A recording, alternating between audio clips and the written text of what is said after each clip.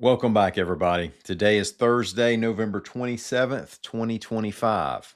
Born on this date in 1941, Henry Carr, Olympic gold medalist and NFL defensive back of Montgomery. It's Thanksgiving Day, folks, and I thank you all so much for being here.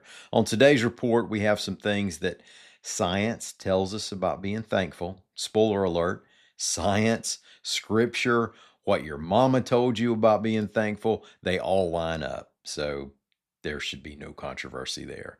We also had a couple confirmed tornadoes and the passing of a longtime news photographer whose shot of two legendary coaches at a hunting lodge has probably been seen by nearly everybody in the state.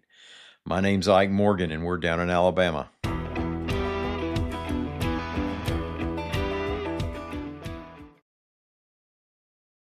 If we knew more about our sleep, what would we do differently?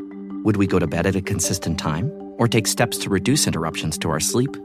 With the all-new Sleep Score, Apple Watch measures your bedtime consistency, interruptions, and sleep duration. Then, every morning it combines these factors into an easy-to-understand score from 1 to 100. So you'll know how to take the quality of your sleep from good to excellent.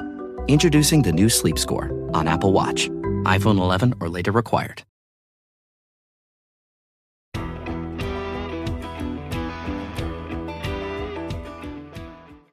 Well, as a reminder that we can have severe weather any month of the year in Alabama, AL.com weather reporter Lee Morgan reports that there were 2 tornadoes in Alabama that resulted from Tuesday's early morning round of storms.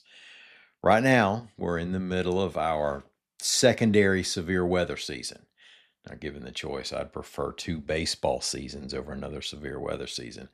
But storm surveys have confirmed an EF1 touchdown in the Mount Olive area in northern Jefferson County and an EF0 touchdown near Graysville.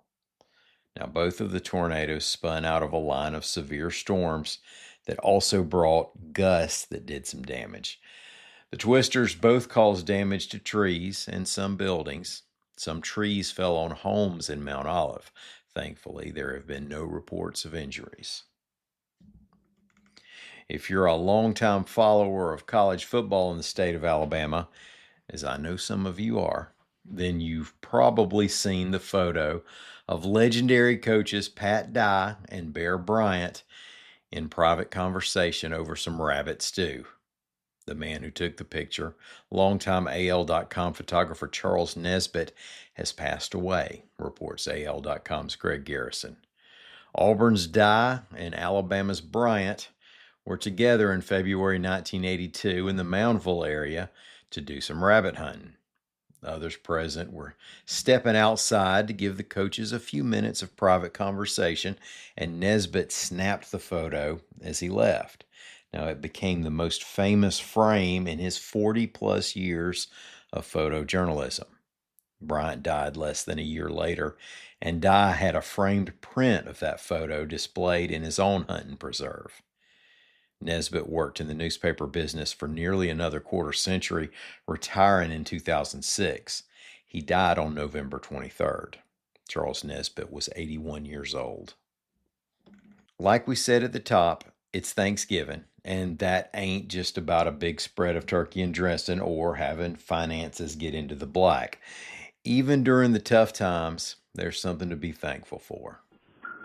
Hey, Ike, this is Robbie Myrick. I live in Gardendale, Alabama, but I'm originally from Mississippi, and met red clay strays a few years ago in Pascagoula, my hometown, and man, what an impact those kids have made. So today, I'm thankful for red clay strays. Hi, this is Kimberly Charles, and I'm leaving a message about the fact that I think the sunsets on Mobile Bay from Fairhope are just stunning.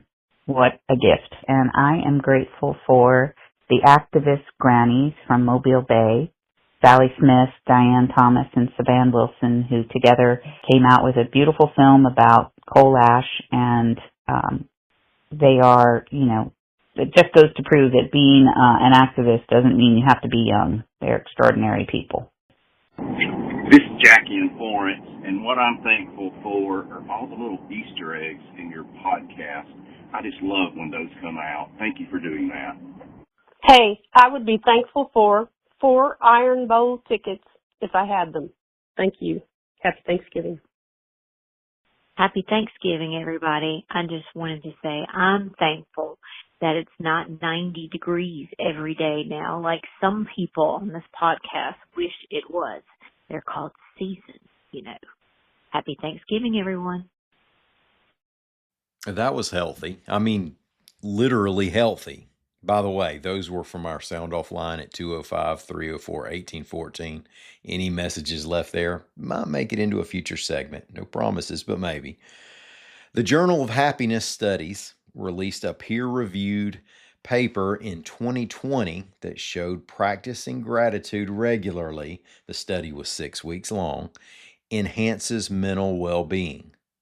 And a 6-month follow-up with the study's test subjects showed the exercise might, quote, promote an appreciative and grateful perspective on life that becomes a lasting resource for living a resilient, joyful, and meaningful life, end quote. Life experience tells us all that, really, right? But it's great when science kind of backs up regular old horse sense. According to UCLA Health, numerous studies together indicate that taking the time to regularly be thankful likely reduces anxiety, stress, and depression, helps with sleep, and probably because of those other things, might even improve your heart health. Being grateful isn't just about the power of positive thinking, it's also about giving ourselves a dose of the love hormone. According to the Mayo Clinic, expressing gratitude is one of the gestures that causes your body to release oxytocin. Now, that's a hormone that's released during numerous interactions, such as hugging, breastfeeding, social bonding, and certain marital situations. So, couldn't we all use a little more oxytocin? Happy Thanksgiving, everybody.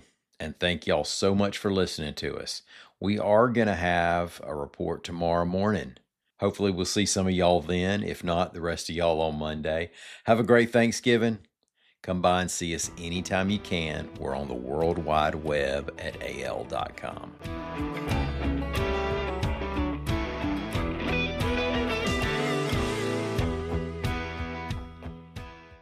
On a map, we can often pinpoint where pollution sources like a chemical factory or a power plant are. But it can be much harder to pin down why these things were built where they were. That is, until we turn to history and begin to understand what lay there before. In the latest season of Broken Ground, we're investigating how the legacy of slavery connects to today's environmental injustices. Produced by the Southern Environmental Law Center, Broken Ground is available wherever you get your podcasts.